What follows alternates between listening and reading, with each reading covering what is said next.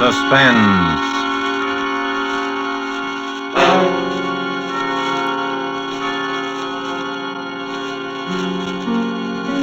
This is the Man in Black, here again to introduce Columbia's program, Suspense. Tonight, our stars from Hollywood are Miss Virginia Bruce and Mr. John Loder. Miss Bruce appears as a beautiful and adventurous young lady who went in search of the bright face of danger and risked her life while finding it. Mr. Loder's role is that of the smooth and charming gentleman who granted her employment in a perilous enterprise. The story called The Cross-Eyed Bear by Dorothy B. Hughes is tonight's tale of suspense. If you've been with us before, you will know that suspense is compounded of mystery and suspicion and dangerous adventure. In this series are tales calculated to intrigue you, to stir your nerves, to offer you a precarious situation, and then withhold the solution until the last possible moment. And so it is with the performances of Virginia Bruce as Lizan Stephan and John Loder as Bill Folker. We again hope to keep you in suspense. The Cross-Eyed Bear.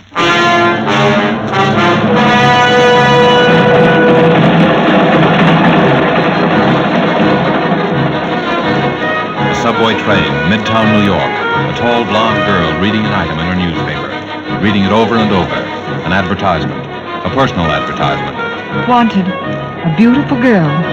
No special training required, but must not be afraid to look upon the bright face of danger. Full wardrobe and liberal expenses, good salary. Apply in person, room 1000, the Lorenzo Hotel, East 51st Street. 51st Street!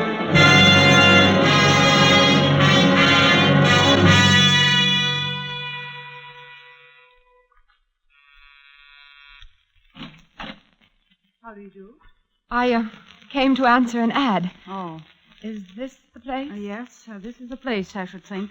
Well, am I the only one? Not quite, but just now you're the only one. I see. I thought... Listen, Miss, whatever your name is. Lizan. Lizan Stephenson. Take my advice, Lizan, before it's too... Lydia, about that... Oh, someone to see me? This young lady came in answer to the ad, Mr. Folker. Miss Lizan Stephenson. I see. Well, won't you come in, Miss Stephenson? Thank you. In here, please, my office. Please sit down, won't you? Thank you.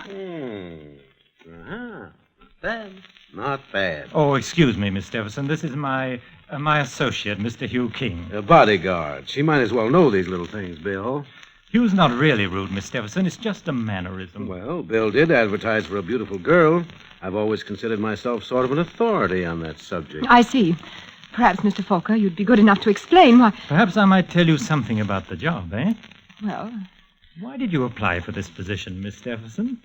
I needed the work. And you're quite sure you're not afraid of danger? As a matter of fact, I suppose I am, but I told you I need the work. Well, that makes two of us. Miss Stephenson, have you ever heard of the Cross-Eyed Bear? Yes. Where? Why, in the papers. Wasn't that what they called Knut Villiers, the Swedish nickel king?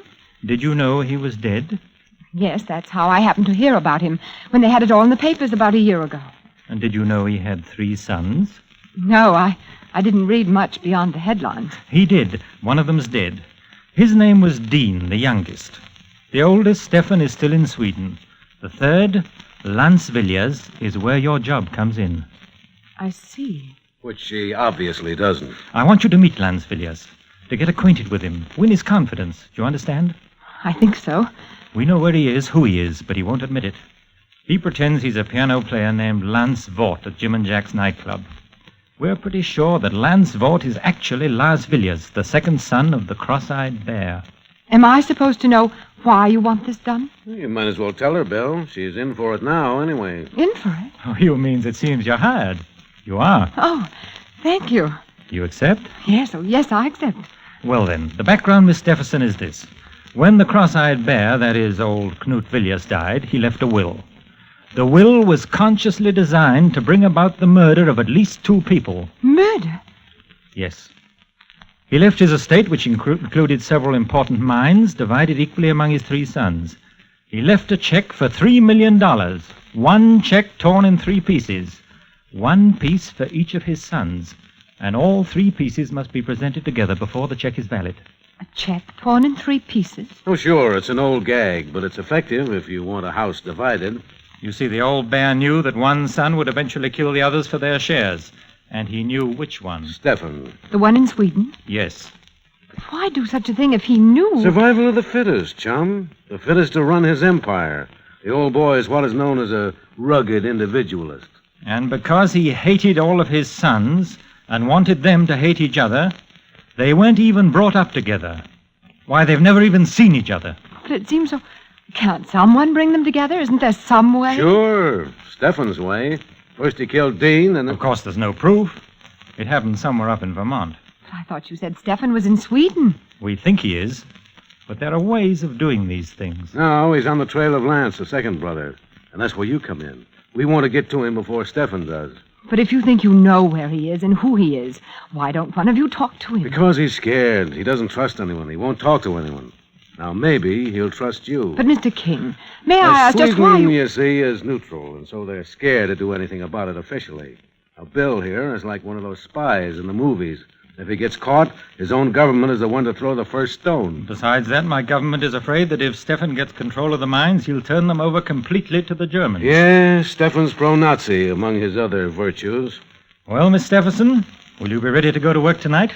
Yes, I'll be ready. I'll reserve a table at Jim and Jack's. 2, in fact, for, say, 10 o'clock. We'll meet you around the corner from the bar. I don't want Lance to see us together. I'll be there. Very well, then, Miss Stephenson. Oh, by the way, here's a little cash. You may want to buy yourself an evening dress or 2. Thank you, but... Oh, not at all. Part of the bargain. Goodbye. See you later. Heavens, it's $1,000. Well, so you got the job. Yes. You were trying to warn me about something before I went in, weren't you? It's no use now. I only hope you have better luck with it than I had. Were you... Oh, I'm so sorry. Don't be. Look, Lizan, I don't know who you are, but you must be somebody. You must be mixed up in this thing somehow. I must be somebody? If you're not, get out of it while you can. You are, of course, but get out of it anyway. Why? Didn't it ever occur to you that the ad you answered may have been in the papers for weeks, and that there are thousands of beautiful girls in New York, and that hundreds of them must have come up here and been turned away? I wondered, yes. And why do you think, out of all those, you were chosen? That's it. I don't know.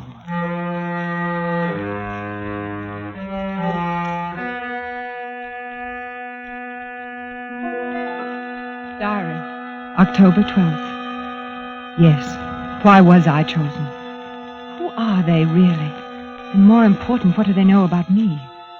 There's no answer except to work with them and wait. At least I know that at last I found the trail of the cross-eyed bear.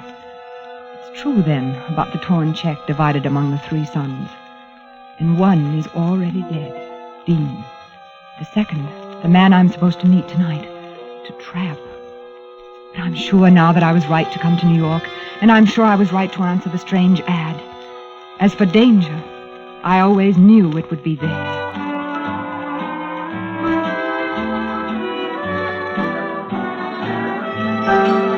You're sure Lance hasn't come in yet, Miss Stephenson? Positive. I've asked the head waiter twice. I don't think it'd be wise to ask again. Perhaps not. Does he do this often? Stay away like this? No, that's the funny part. They say he's been at that piano every night for a year. This is the first Look, time... Lizanne. Do you mind if I call you Lizanne? No. Well, you didn't by any chance tip our friend off that people were looking for him, did you? Why should I when I'm working for you? Oh, I'm sorry. Skip it. Just a habit. Nobody trusts anybody in this thing anymore. But if you don't trust me... Of course we trust you, Lizanne. He was a little nervous, that's all. Me? I'm not nervous. I like sitting around nightclubs with beautiful girls. You do look very charming tonight, Lizanne. It would be hard not to on $1,000. Hey, don't look around now, but our boy's just come in. Did he see us? No, I just happened to be looking around the corner and saw his back. He's heading for the orchestra. All right, Lizanne, here you go. Don't be nervous. Just talk with him, chat along, you know. Yeah, what should I not say? And be as frank as you like. There's nothing to conceal. All right. Oh, waiter. See you later. Waiter, I have a table reserved for tonight. My escort will be along shortly. Yes, madame. What is the name, please? Stephenson. It's table number 24, I think, over by the orchestra. Oh, well, this way, please, madame. Ah.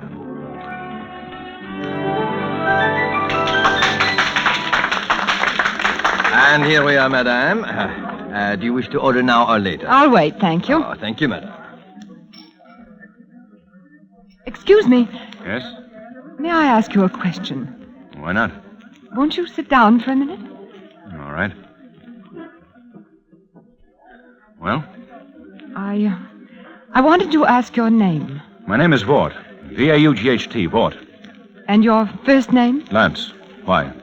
It's only because you look like someone whose picture I saw in the paper once. Yeah? Don't you believe me? Why should I? You're just another one of these people who've been going around here lately with a bad case of mistaken identity. Well, you're wrong, too. You know about it, then?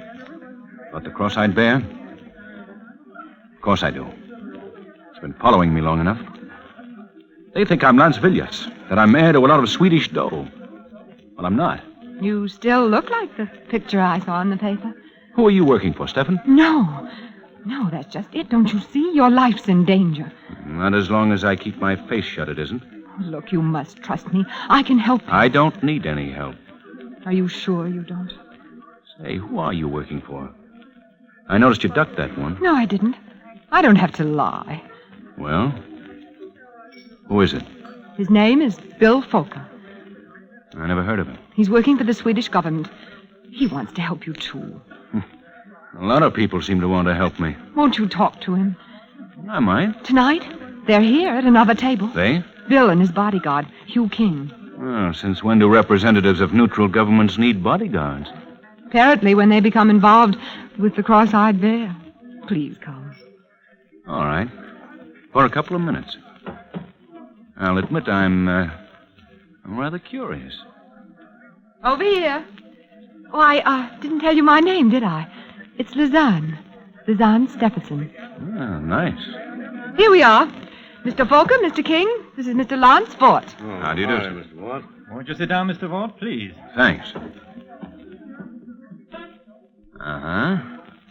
I thought perhaps I'd recognize you. Oh, yes, I've been in here several times. Pleasure or business? A little of both. Look, Mr. Vaught, I'll speak frankly with you. You can save it. Your Miss Stephenson has told me all about it. My name is Vaught. You're barking up the wrong tree. Got a birth certificate? Why should I show it to you? It might, Uh-oh. Here comes something. Well, hello, Hugh. Hi, Toby. Oh, don't let me disturb you. But you better make some introductions, Hugh. Well, this is Inspector Tobin of the Homicide Squad. Miss Stephenson, Mr. Vaught. How do you do? Mr. Falker. How do you do? What's up, Toby? Oh, I just thought I'd like to ask a few questions. Well, I'm sure you don't want me. I've got to get back. You better stick around, son. Oh. I don't I see. suppose any of you can give a satisfactory account of your movements between, say, 8 and 10 this evening with witnesses. I thought so. How about you, Miss Stephenson? You're a new one. I thought you might at least. Well, it took me quite a long time to dress. It looks as though it might have. Well, it's better to have too many suspects than none, I guess. Come on, Toby. Give. There's been a murder. A murder? That's right. A certain Lydia Vinton. Your secretary, Mr. Booker. Lydia? Surprised? Why? Of course. Where do I come in on this? Well, now, Mr. Vaught, the New York police know a lot more about what's going on in the world than you think. All sorts of things. Like the cross-eyed bear, for instance. I've got nothing to do with the cross-eyed bear. Maybe you have, maybe you haven't. But there are a lot of people who think you have, including me. But Lydia, poor Lydia, she was only my secretary. She had nothing to do with it. Had nothing to do with the cross-eyed bear? Whether you knew it or not, Mr. Fooker, Lydia Vinton was in the cross-eyed bear thing up to her neck. She knew the Villiers setup. She knew the Villiers family. In fact, she was one of the heirs to the Villiers fortune. Lydia was? Lydia, Mr. Fooker, was the wife of Stephen Villiers. And that's why she was killed.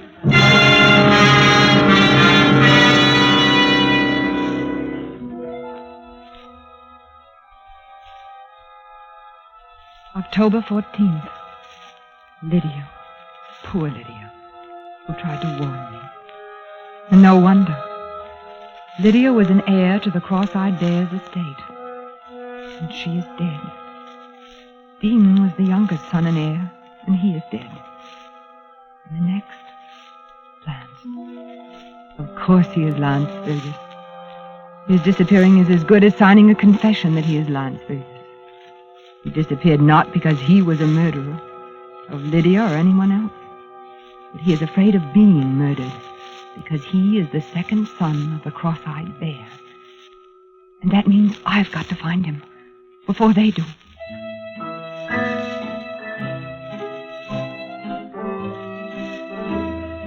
Fort? Lance Fort? No, I don't know anybody by that name.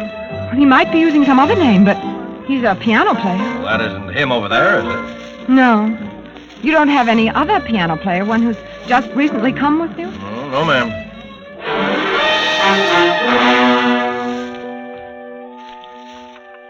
Sure, he belonged to the Musicians Union. They all do, but he hasn't worked for over a week, and, well, if he didn't leave any forwarding address at his hotel, I'm sorry. Some of these piano players are funny guys. Oh, yes. Yes, I know who you mean, all right. I used to go by this corner every evening. Oh, but that fella's wanted.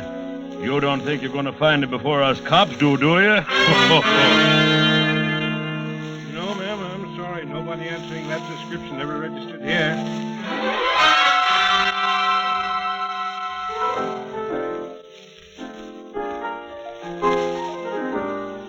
I know you feel mighty bad about not finding that man. I can see that. Do you want a little advice? Oh, yes, I do. You ever hear of the 48 Club up in Harlem? No. You go up there. Now, I'll tell you how to get there. And you just hang around. You'll show up there one of these nights. But why? Because nobody that's a real musician, and I know that boy is a real musician, nobody could stay away from there very long. They got a piano team up there. You just got to hear him ever so often. Now, you just go on up there like I tell you.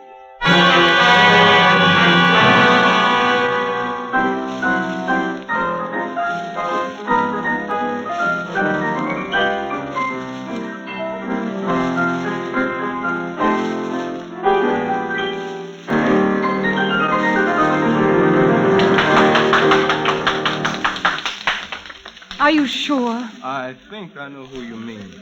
I've been keeping my eye out ever since you told me. I see. Well, thank you. The man you want wouldn't have a beard, would he? Beard? I don't know. There's the gentleman right over there. Where? Oh. That him? Well, I'm not sure, but I think I'll take a table for a while anyway. Lance! Lance! Quiet, you little fool. Come here. Sit down. Oh, Lance, I'm so glad I found you. I don't know whether to laugh or cry. And the beard. I had to do something. Not very good. I recognized you. All right. What are you here for? Put the finger on me? Oh, Lance. No, that isn't true. Why not? Because you trust me, don't you? Well, yes, for some reason. I know why. Because I trust you when you know it. You trust me? Oh, don't you see? We're all in this together. We're all in danger. Well, how does that apply to you? Well, I'll tell you. First, listen. Don't you see what you've done? By running away, you've all but made an open confession that you are Lance Villiers. The police may think you ran away because you killed Lydia. But whoever did kill her knows why you ran away. Don't you see? Yeah, I know. I thought of that after a couple of days, but it was too late then. You are Lance Villiers, aren't you? Why should I tell you? Because we can help each other. Because if we don't, we're both helpless. How do I know you're not with them? I'm not with anybody. I'm trying to find out just as much as you are. Look, sister, I don't know if you are or not, but I'm gambling with my life. Listen, if you're Lance Villiers, you have a torn piece of a check made out by your father, Canute Villiers, the Cross-Eyed Bear, for 1/3 of his estate. There are 2 others exactly alike, and all 3 must be presented together before any are valid. If I show you another of those pieces of that check, then will you believe me? Yes. I will. But first, we've got to find a place for you to hide. Where did you get part of that check? Never mind that now. Where have you been staying? Oh, here and there. One broken-down hotel after another. I know. My place. It's got 2 rooms, and you can have one of them. Isn't that risky? No, don't you see? It's like the story of the man who left the valuable letter in plain sight on his desk. The simplest place to find you is the last place they'll look. Come on.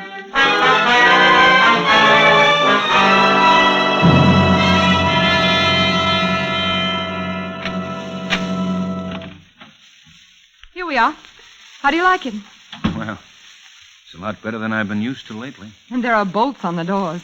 I had that done the second day I got mixed up in this thing. Oh, which room do you want me to take? Oh, you might as well have this one, I guess. The phone's in the next room. You won't want to be answering that anyway. Well, this is all right. We can work and plan here. It'll be our headquarters. We can... Well, there's the phone now. Make yourself comfortable. Why don't you try the piano? Okay. Hello? Hello? Hello, who is it? Hello? That's funny. There was no... Lance! Bill, how'd you get here? What happened? You can see for yourself. You killed him. Bill! Someone followed me. He's right behind me. I can't help that. Come on, open up. Come in. The door's open. Where? What happened here? I don't know. I walked in and found them like that. Lovers' quarrel, I guess. Bill, what are you saying? So this is where he's been hiding out. No! You better take her in, Inspector. Come along, Miss Stephenson.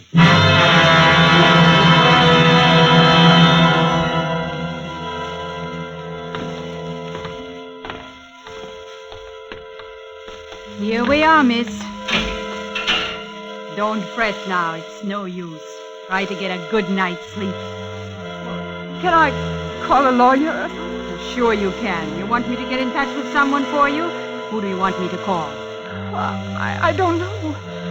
I don't know who to call her. Or who to trust.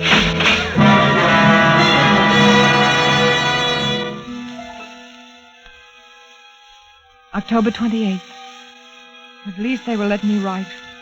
But what? I've been such a fool. They are Stefan's agents, Bill Fokker and Hugh King, and I walked into the trap. They must have followed me, seen me locate Lance, perhaps even heard what we said. Now Lance is dead. The police believe I killed him, and they will swear to it with all the power of money, even foreign governments behind them. But worst of all, they must know who I am. They must know where the third piece of the cross-eyed bear's check is. And that is why I am to be next. Dean, Lydia, Lance, and now Lizan.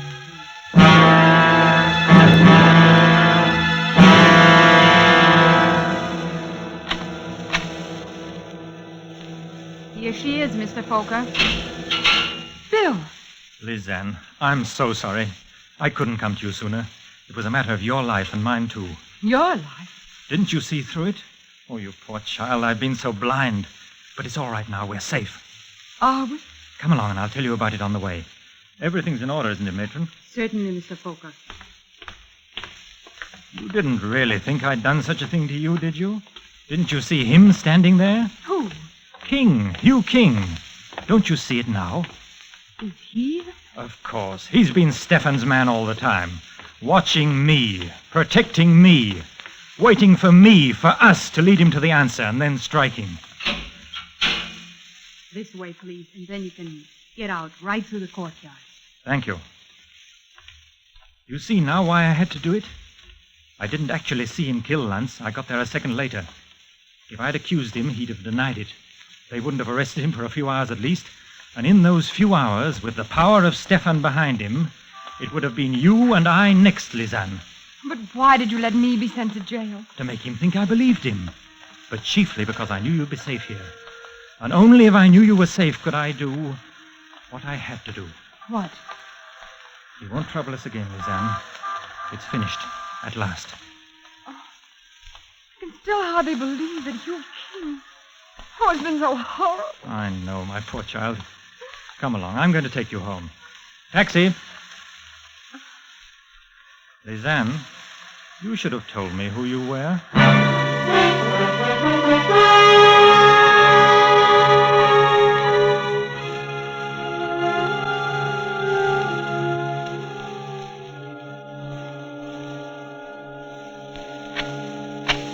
Go on in.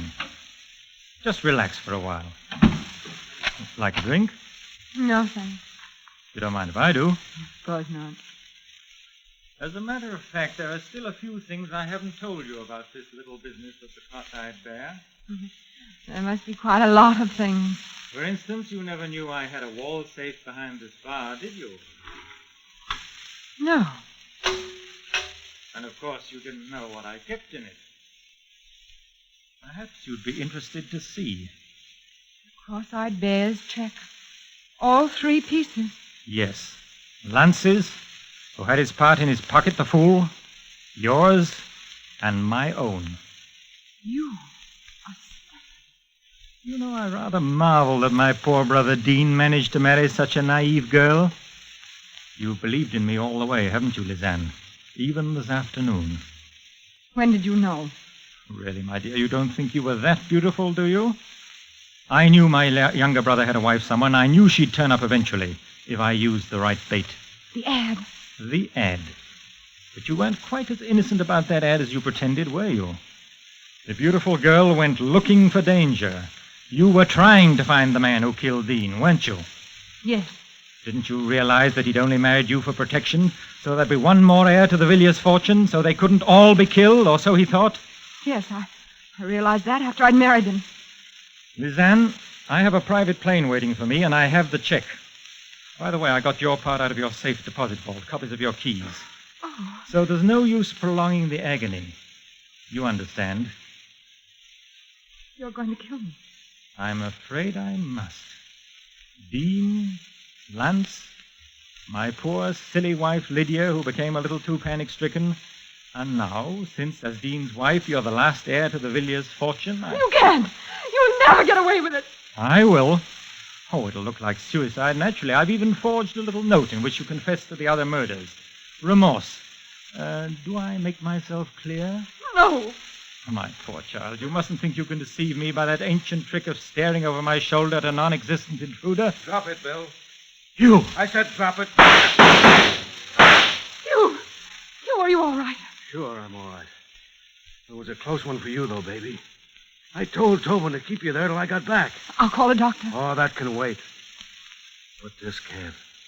Oh, you.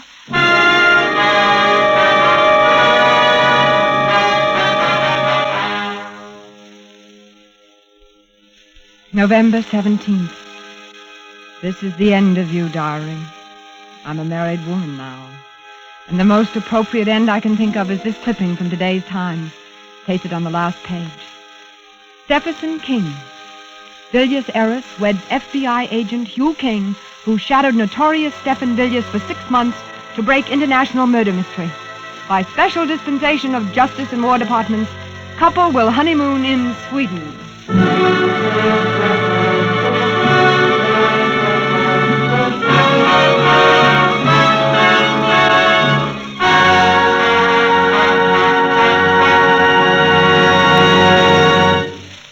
And so closes The Cross-Eyed Bear, starring Virginia Bruce and John Loder. Tonight's tale of Suspense. This is your narrator, the Man in Black, who conveys to you Columbia's invitation to spend this half hour with us again next week, when Orson Welles will begin a 4-week engagement as our very welcome guest on Suspense. During the next weeks, Mr. Welles will star in 3 unusual and spectacular suspense plays. The Most Dangerous Game by Richard Connell, The Lost Special by Sir Arthur Conan Doyle, and Donovan's Brain by Kurt Siodmak, the last of which will be done in 2 parts on successive weeks. The producer of these broadcasts is William Spear, who, with Ted Bliss, the director, Bernard Herrmann and Lucien Marowik, conductor and composer, and Robert L. Richards, the radio author, collaborated on tonight's Suspense. This is CBS, the Columbia Broadcasting System.